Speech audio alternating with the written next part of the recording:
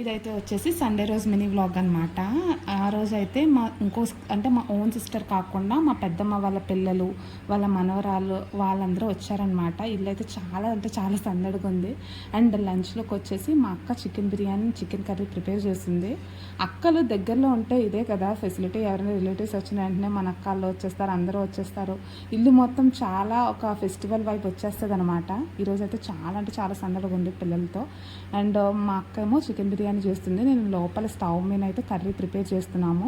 Parallel work జరుగుతుంది. ఎందుకంటే పిల్లలు ఉన్నప్పుడు మనకి పని తొందరగా అవ్వదు కదా, ఒక్కొక్కరు ఒక పని చేస్తే ఈజీగా అయిపోతుంది. అదే ట్రిక్ ఫాలో అవుతూ ఏదో రకంగా అతి కష్టమైన 1కి ఆ టైంకి ప్రిపేర్ చేసాము లంచ్. అండ్ బిర్యానీ అయితే చాలా అంటే చాలా బాగా వచ్చింది.